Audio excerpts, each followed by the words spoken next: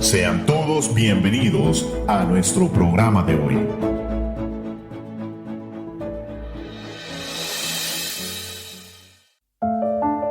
Muy buenos días a toda la audiencia, una vez más aquí en su programa favorito, Verdades Eternas. Este es un privilegio estar delante de ustedes y siempre agradecidos con Dios por esa oportunidad maravillosa que nos da de poder compartir, en este caso, el tema de la Reforma Protestante.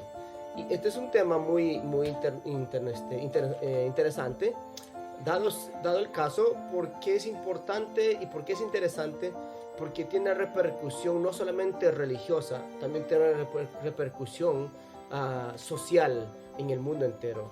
Hoy que vamos a tocar el núcleo de la Reforma Protestante, hoy vamos a hablar acerca de qué se dio en 1517.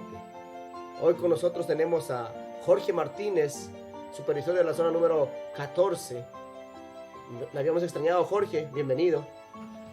Gracias Guido por la invitación, y sé que siempre están pendientes de estos estudios. Bendecimos a todos nuestros hermanos, les decimos que no se desconecten. Es un tema muy importante para la cristiandad en el mundo entero. Gracias Jorge. También está con nosotros en controles César Celedón, un joven dispuesto siempre a servir a la causa. Ya también queremos iniciar este programa, Jorge, sabiendo de que este es de suma importancia tocar el tema de la Reforma Protestante. Es de suma importancia que la iglesia sepa qué es la Reforma Protestante, porque como yo dije el tema pasado, la semana pasada dije esto, y lo escuché también de nuestro pastor, y que muy atinado lo que dijo. La Reforma Protestante fue quien ubicó en el lugar que le corresponde a la fe cristiana en el mundo. Y esto nos va a llevar a pensar de que ¿cuántos creyentes conocen acerca de la Reforma Protestante? ¿Cuántos saben el impacto que tuvo? Y es por eso que usted, que está pendiente semana a semana de nuestro programa, le invitamos a que no se desconecte, siempre esté pendiente, porque Dios tiene algo siempre preparado. Así es que vamos a leer la palabra de Dios en el libro de Romanos, capítulo 1, versos 16 al 17, que dice de la manera siguiente: porque no me avergüenzo del evangelio, porque es poder de Dios para salvación a todo aquel que cree, al judío primeramente y también al griego. El verso 17 es la esencia que marcó el corazón de Martín Lutero y lo transformó. Porque en el evangelio, la justicia de Dios se revela por fe y para fe, como está escrito: mas el justo por la fe vivirá. Jorge, cuando nosotros leemos este texto, como que ya es muy familiar este texto, ¿verdad? Para la iglesia moderna, se podría decir, contemporánea, ya es moderno, ya es común, se puede decir. Pero ¿cuántos entienden el significado y cómo se entendía hace 504 años atrás? Bueno, eso era imposible para esa generación de hombres que profesaban una fe en una religión, porque resulta ser de que la Biblia había sido proscrita o prohibida desde el año 1408 y estaba en latín. Y es más, en las bibliotecas estaban encadenadas, esos libros estaban encadenados, no podían abrirse. El idioma latín solo era para los nobles, los reyes, personas potentadas, pero no para el pueblo. Por lo tanto, este versículo, que para nosotros los cristianos de este siglo XXI es tan común, ¿verdad? Es algo, como diría, tremendo, pero que a veces las personas que abrazan la religión no lo pueden comprender hasta que lleguen a la verdad.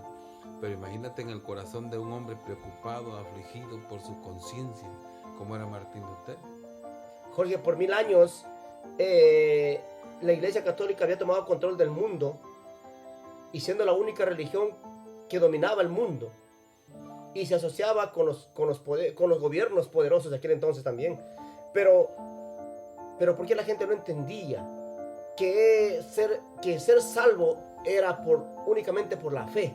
Hoy parece que todavía hay algunos que dudan de eso, o sea, están peleando, que quieren hacer obras para ser salvo, pero aún la iglesia ignora la profundidad de este texto. Martín Lutero, dicho sea de paso, era un hombre erudito en la materia, era un hombre entendido en muchas cosas, pero él no podía comprender esto. Es más, él vivía atemorizado de Dios, ¿verdad? Rechazaba a Dios prácticamente. Exactamente. O sea, él tenía una idea de Dios como la idea de que era un padre represivo, ¿verdad? Que alguien que exigía mucho más de lo que podíamos dar, porque la imagen del padre que él tenía era así, era un padre controlador, que pues lo llevó y que quería que él fuera abogado, y cosa que él logró, ¿va? Fue un gran abogado en su tiempo. Lo que sucede con Martín Lutero es algo tremendo, como Dios transforma la vida de este hombre a través de sus miedos. Y como dice la Biblia, que todo lo que nos sucede a bien, a lo que somos llamados en un propósito, se cumple en la vida de este mundo. Porque él, siendo un hombre temeroso que siempre estaba en duda acerca de la salvación, pues él no la tenía, de hecho.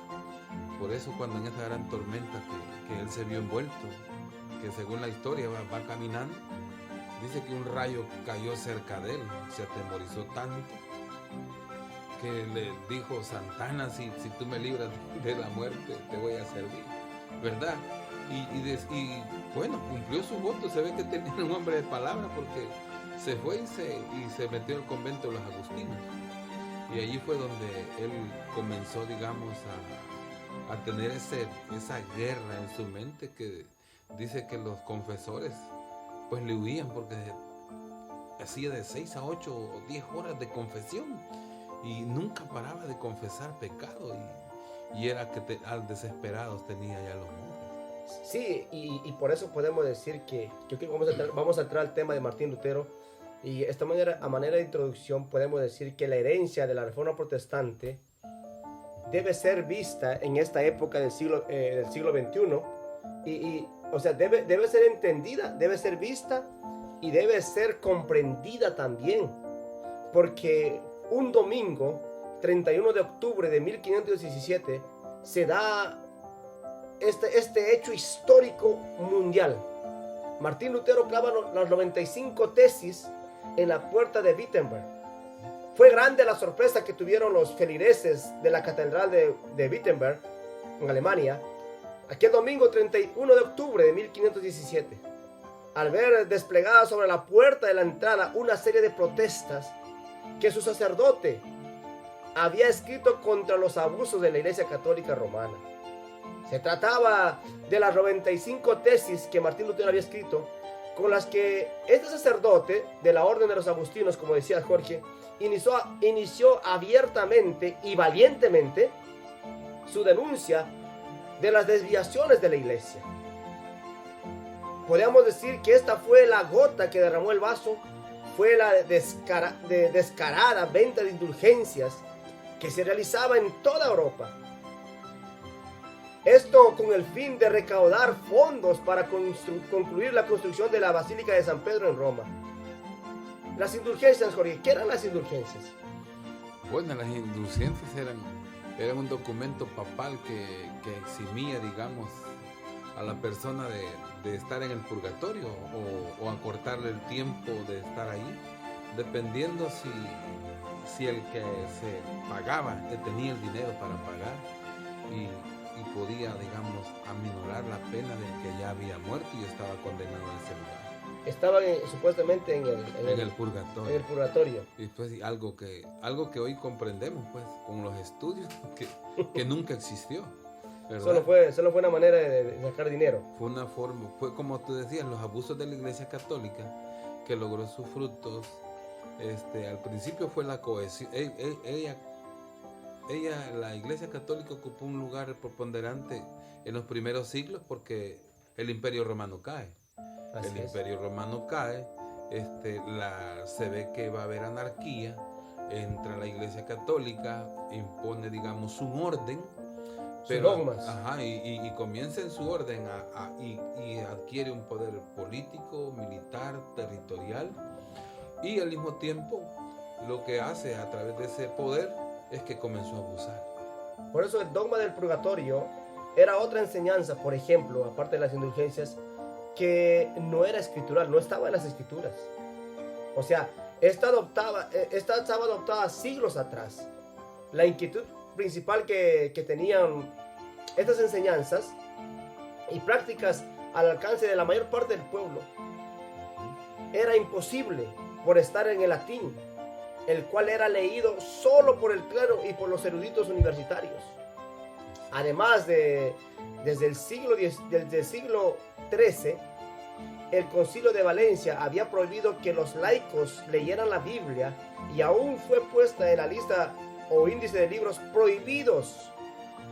De ahí que la principal preocupación y objetivo de los reformadores fue siempre la traducción de la Biblia al lenguaje del pueblo, lo cual recibió siempre gran oposición de la iglesia, Jorge.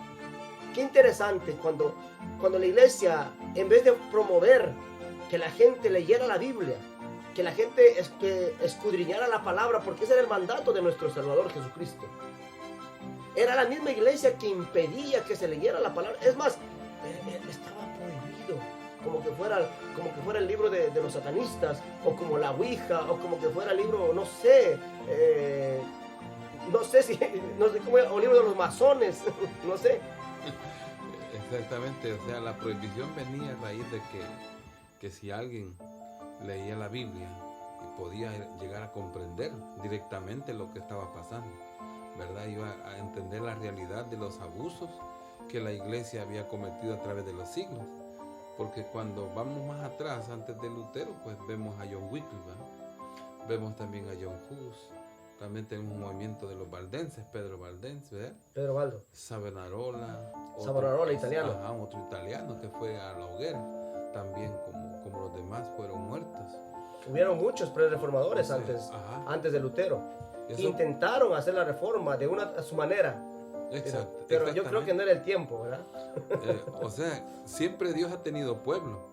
Y lo que ahí sucedía es que se estaba formando un caldo, ¿verdad? Se estaba formando lo que a las finales vino a terminar con el corazón de la reforma, que se llama reforma protestante, no porque el protestantismo de protesta se le da después, porque era una reforma. O sea, Lutero que buscaba era la unidad y la guianza de que la iglesia reconociera sus errores y poder reformarla de tal manera que la iglesia cumpliera su papel principal, que era el guiar a las naciones.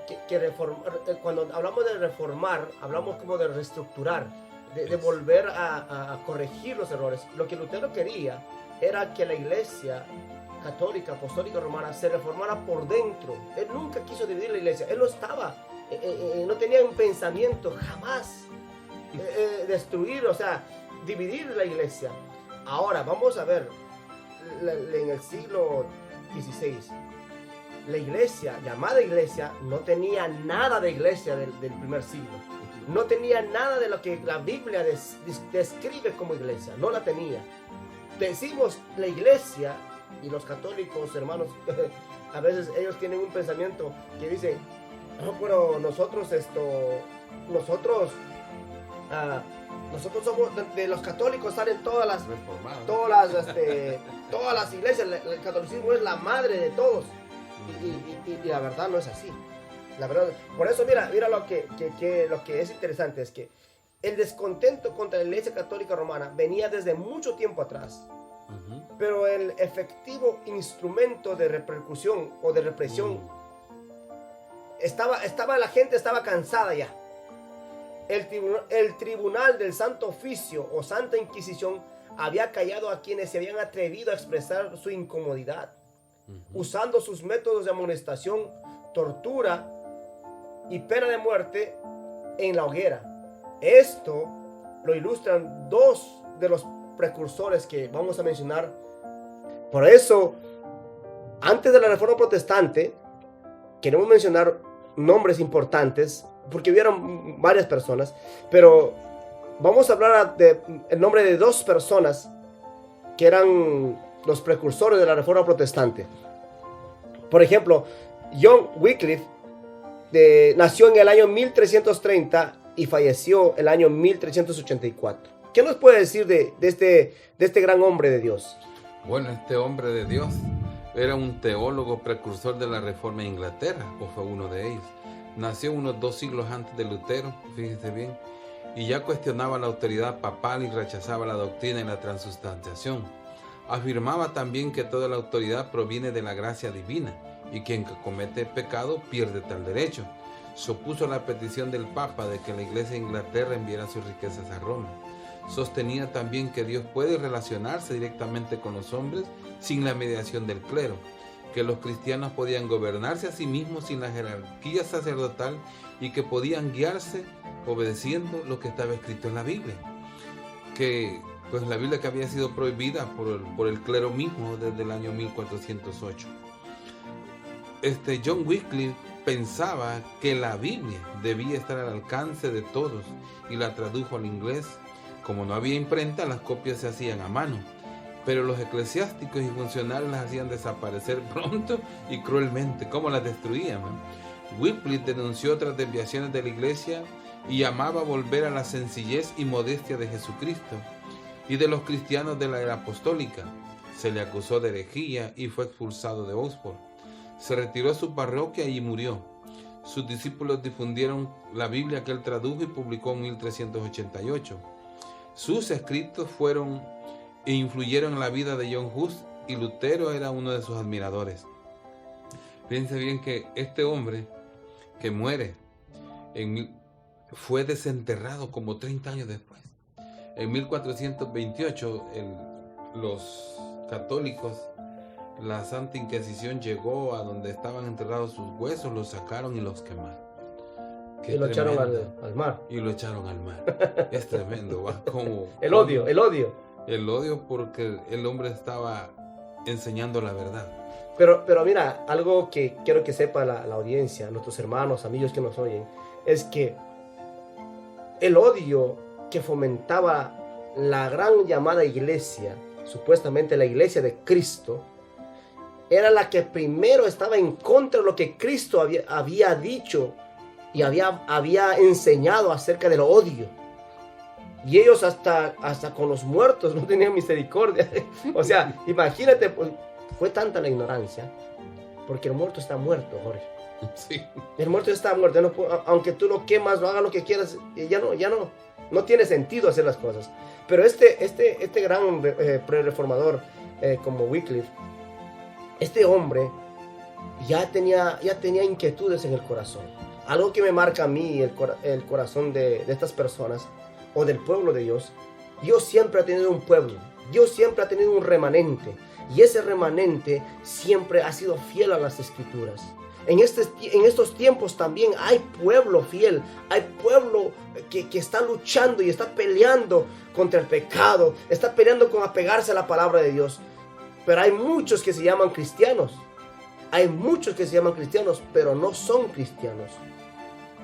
Tienen el título de cristiano, pero no son, porque no representan al Evangelio, no representan a Jesucristo.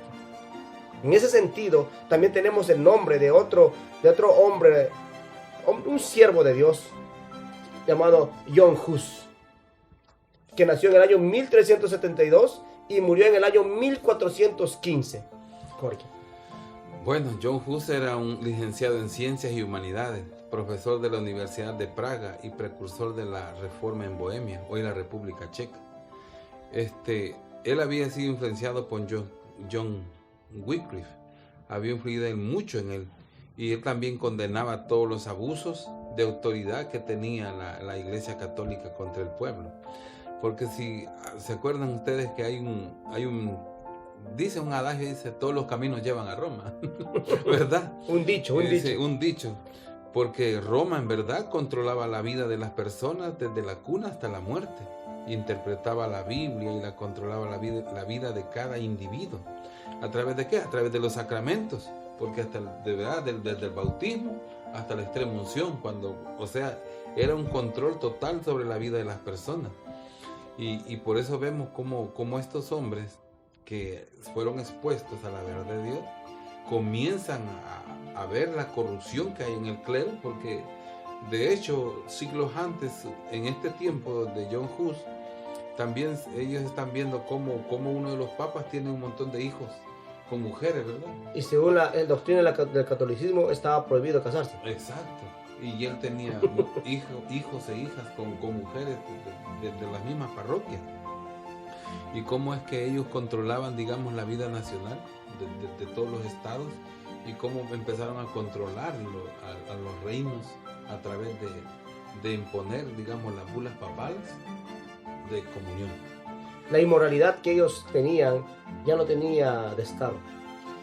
Hoy nos sorprendemos a nosotros, nos sorprende mucho, por ejemplo, el homosexualismo, el lesbianismo y todo lo que está relacionado con el movimiento globalista y LGTB. Nos sorprende. Y hoy vemos que en la modernidad, que en la época que vivimos, vemos que ahí supuestamente se están ungiendo pastores homosexuales. Y se está empezando como que saliendo del closet muchos cantantes que supuestamente eran cristianos y hoy se declaran homosexuales, son gay o algunas lesbianas. Algunas se han divorciado de sus esposos que era pastor para poderse tener una vida licenciosa. Yo vi una noticia que una persona que se decía llamar a la esposa del pastor, lo que hizo es que apostató de la fe, diciendo que ella había estado encerrada por mucho tiempo en un closet porque ella quería ser una prostituta. Ese era el sueño que tenía y ha luchado por muchos años. Ahora, cuando usted ve esas incoherencias, vamos a decirle así, o esas que no representan a la fe, ¿cómo es posible llamar a estas personas iglesia? Ahora, la iglesia de Cristo, recordemos esto, que siempre va a tener los ataques de dentro de la iglesia. Los de afuera pueden atacar, pero la Biblia dice que ni que el infierno puede prevalecer contra la iglesia. Los falsos maestros, los falsos cristianos están dentro de la iglesia, Jorge. Cuando hablamos de John Hus, este tremendo hombre de Dios, este tipo era humilde.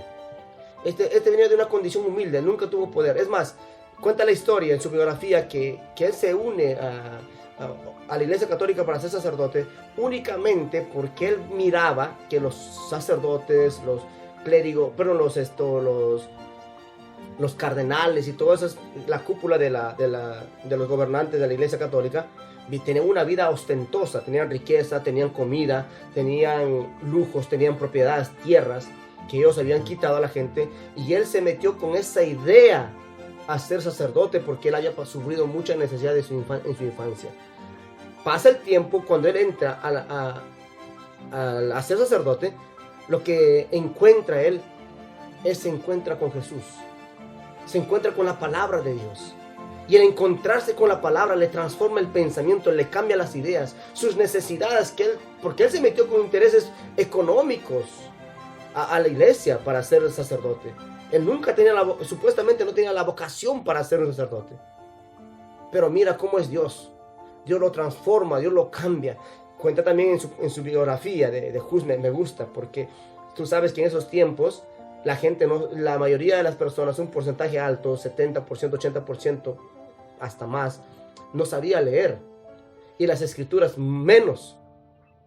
Y dice que él, en la parroquia donde él era sacerdote, había llegado a pintar escenas de las parábolas, escenas de la vida de Jesús, y llegó a pintar en todas las paredes, porque quitó todas las imágenes, y que cuando la gente entraba y miraba las paredes, podía ver por la pintura, podía ver la Biblia pintada, y la gente aprendía de esa manera. Mira qué astucia, qué inteligencia, qué amor por las ovejas de este hombre. Por eso a este hombre tenemos que recordarlo, que honrarlo, porque estos son héroes de la fe.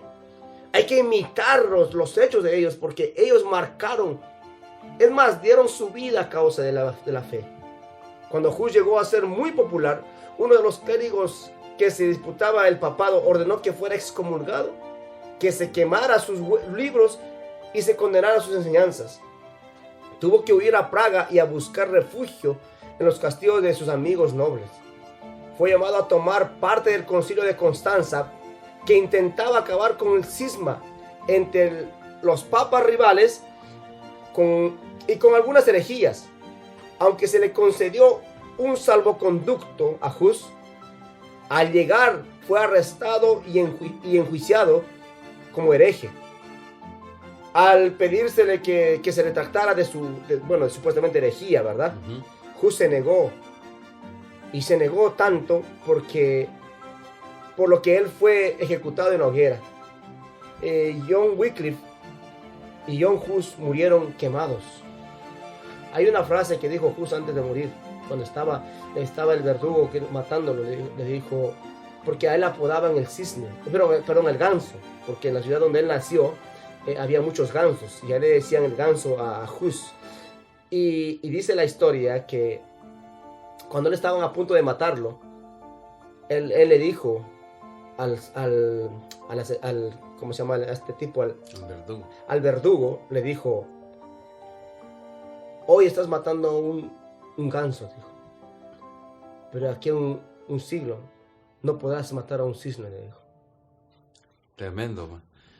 Yo cuando he leído la historia de John Hus, que tiene muchas cosas hermosas, también dice que a él lo mandaron, el papado, el mismo clero lo mandó a investigar lo que estaba sucediendo acerca de milagros de santos, supuestamente. Y en esa investigación él se encuentra, digamos, que lo que está haciendo no tiene relevancia, porque hay otras cosas más que a través importantes. de la palabra le dice que están haciendo, investigando cosas que son ficticias, porque a través de la Biblia él llega a saber que eso no es posible, a menos que sea el Espíritu de Dios. Pero él empieza en una investigación y termina con otra cosa. Así es. Protestando acerca de lo que la iglesia está haciendo, porque fue el tiempo donde habían 3 papas, ¿va? Habían 2 papas y de repente, porque era real el asunto, ponen un tercero y se armó que no terminó. Estaban peleando por el pedazo del pastel. Por el poder político, militar y territorial que tenían. Porque había poder económico también en juego, o sea, había dinero de por medio. Esto no era nada gratis, o sea, estos que entraban al papado, mucha gente lo ve como santos hombres, pero déjame decir esto: los santos hombres de Dios no son amantes del dinero, no son disolutos.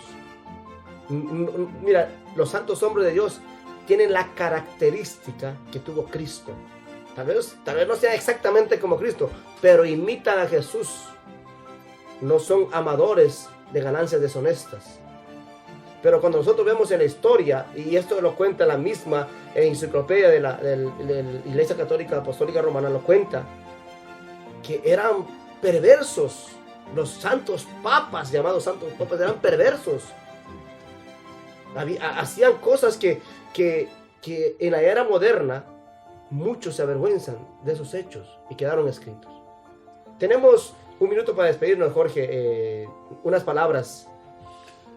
Bueno, Dios bendiga a la audiencia que ha estado pendiente de estas tertulias que tenemos acerca de la reforma, y creo que tenemos más programas para grabar, ¿verdad? O para estar con ustedes. No se desconecten.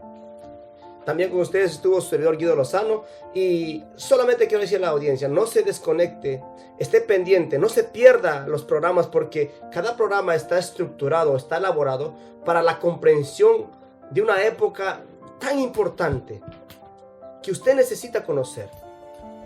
Yo estoy conociendo, y muchos que no lo saben acerca de la riqueza histórica que fue la Reforma Protestante, aunque ya ha pasado quizás la fecha, pero lo estamos haciendo con el propósito de que el pueblo de Dios pueda tener algo con que enriquecer y sentirse quizás orgulloso en el buen sentido de esta reforma, identificarse con esa reforma, porque en estos tiempos, yo no sé si usted está de acuerdo conmigo, la iglesia necesita ser reformada. Cuando hablamos de los temas de las 5 solas, cuando hablamos de las doctrinas fundamentales de la fe que nacieron en la Reforma Protestante. Ahora, nosotros no estamos idolatrando a la Reforma Protestante, estamos quizás compartiendo esta parte de la historia únicamente porque tiene un mensaje interesante. La Reforma tuvo errores, eso lo vamos a hablar más adelante. Así es que nos despedimos. nos puede buscar en las redes sociales como Verdades Eternas, en Facebook, en Instagram, y también nos puede encontrar todos los lunes a las 8:30 por la estación de ARS Radio. Y también los viernes el reprise 8:30 de la mañana. Usted se puede conectar y puede escuchar. Y si de repente no pudo escuchar, puede ir a buscar a SoundCloud y puede encontrar ahí toda la información de los programas que hemos tratado aquí en Verdades Eternas. Dios le bendiga, amados hermanos y amigos. Un saludo a todos en el nombre de nuestro Señor Jesucristo. Gracias. Gracias por escucharnos. Te invitamos a nuestro próximo programa.